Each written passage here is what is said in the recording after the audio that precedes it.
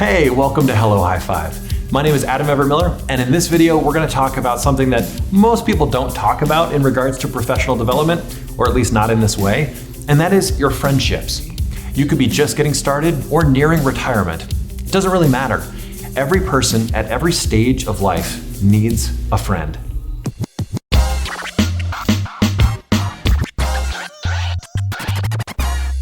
As students, schools are the best place for friendships to form.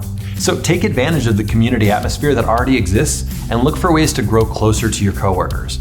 Deeper relationships equal a positive shared experience, a sense of belonging, and ultimately creates more fulfillment and joy from your work. I've had this breakdown in my head since high school, so I'm not really sure where I first heard it. I found a number of authors who have a similar list, Neil Anderson, Josh McDowell. So I'll simply mention that it isn't my original breakdown, but I do have my own take on why it's important. So let's look at the 5 stages of a healthy friendship. Number 1, association. Okay, was it Nancy? Okay, yeah, nice to meet you. So obviously, when you first meet someone, you get a name, some association or role that they play in relation to you, but that's it. This is just an acquaintance that you know, where you have a name that you can mention if you see them again in passing. It's an acquaintance. Number 2, acceptance. These all start with A, by the way. This is where you definitely make a point to greet them. You show that they are definitely in your world and you are in theirs. You work on a project together, you send them an email about something. You're acknowledging their role and their personhood in relation to you. This seems easy, but there are a lot of people, and I bet probably at least one person at your school that largely doesn't feel accepted. They just show up to work, do their job, and then go home without any meaningful connections. Number 3, affirmation. Not only do I know you, and we work together sometimes, but I actually really like you. This is massively important, and it's a requirement for any sustainable work environment. If you don't feel liked, or valued, or appreciated in your job, you're not gonna find much joy in what you do, even if you're doing a good job. A lot of people never get to this place in their relationships because it means they have to think about someone other than themselves. The 4th stage is accountability. It takes really feeling liked by someone before you'll let your guard down. You have to know you're in safe company to be vulnerable. I've heard others call this psychological safety. I think a lot of times we simply view the word accountability as someone slapping us on the hand when we mess up. I see it as a little less negative than that. I think of someone who wants to see you succeed. They have your best interests in mind. They're looking out for you. You probably eat at a number of restaurants, but then there are those special ones where you have a points card or a membership card, right?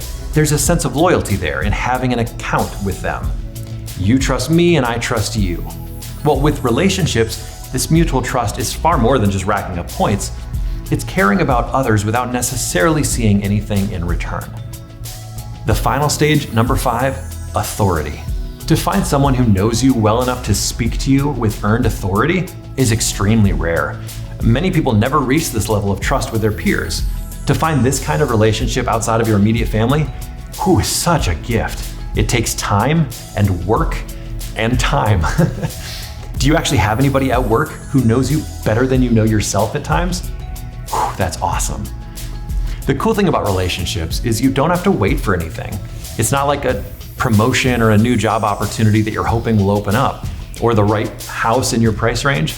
Friendships are daily investments that pay out exponentially. My challenge to you is to write down these 5 A words: association, acceptance, affirmation, accountability, and authority. Make a column for each. Then pick 10 people you work with and drop them into those columns. Now, what can you do to push that person into the next column? From acceptance to affirmation, look for an opportunity to verbally appreciate them.